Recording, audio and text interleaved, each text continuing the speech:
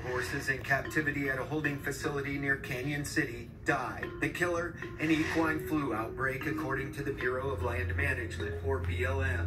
The issue obviously struck a nerve. Denver 7's email flooded with messages like this one from Scott Wilson. This is tragic evidence of a broken system. Nicole Prothro writing, this is taxpayer-funded animal cruelty. On the flip side, Dorothy Cogburn writes, they should be managing populations through birth control, like the ranchers do. Robert says, feral invasive horses deserve no protection. And Joe writing, wildlands should be reserved for native wildlife, like pronghorn and desert bighorn sheep. To understand what's causing the illness and death in the horses, let's first step back. There are multiple herds in 10 western states, including Colorado, with the vast majority of Mustangs in Nevada. And while populations are strong, the BLM says they must be managed or risk overpopulating like they had in the Sandwash Basin last fall. There was upwards of 1,000 horses in the area. BLM spokesman Chris Mestis says the area can only sustain about 160 to 360 wild horses. When we make decisions, we have to look at the entire picture. That's where the roundups come in, often with the use of helicopters, a controversial practice to say the least. Horrible. It was, from my perspective, very humane. It is just beyond my grasp that they could ever say anything like that. They're helicopter cowboys. At a recent town hall meeting in Craig, Colorado, near the Sandwash Basin, horse advocates clashed with off-highway vehicle enthusiasts. Horse advocates blame OHVs for pushing the horses out of certain areas. The OHV people are supposed to stay in the lower part of the basin, but they don't. They just move all over. Some comments online blame the BLM for expanding OHV trails, but Mestis says that's false. They are not expanding it. We're not looking to increase or add any new recreational area. We're just looking to make it better. This video shows the horses coming right up to an off-highway vehicle. Some cases we've had actually wild horses come up the same trail that we're driving on. We shut the vehicle off and they'll just come up and just kind of go around us. I see no problem with being able to run both.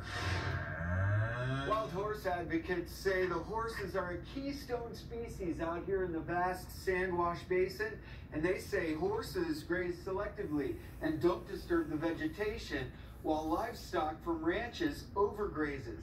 But ranchers say that's simply untrue. So ranchers are the best stewards of the land. Jared Yacovetto owns Saddleback Ranch near Steamboat Springs. He says drought conditions could also be weakening the horses. What's happened, I think, with these horses mainly is that Colorado's in a major drought.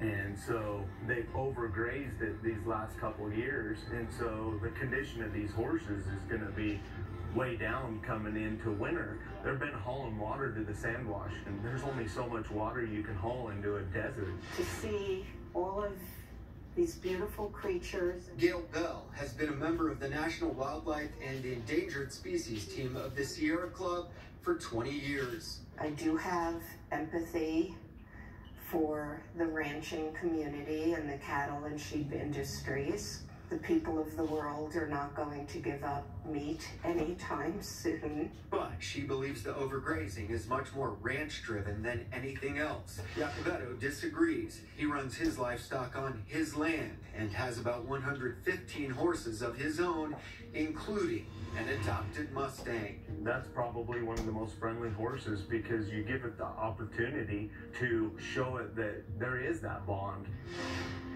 Come on, Sparkle. Many nonprofits like Wild Rose near Fort Collins are working to adopt wild horses. Personally, I've worked with close to 100 myself. Where we can help is getting these horses adopted so that they're not all sitting in holding facilities. Kayla Stone, who leads the charge, Sweetwater is a ham. says it's true. Wild horses become some of the friendliest creatures on earth once they're trained or what's known as gentled. If we can kind of show people that these are just as good, that could be a way to help kind of control this. Feed the sweet. At the moment, the fight continues among all those with a stake in protecting and preserving this icon of the American West. This is so much a part of our history. It's unbelievable just seeing them out there, you know, on their own. In the Sandwash Basin, The Mustangs have my heart. Russell Haythorne, Denver 7. Wild or not, they're certainly beautiful creatures. And we want to hear your opinion on this topic. You can share your thoughts right now on thedenverchannel.com.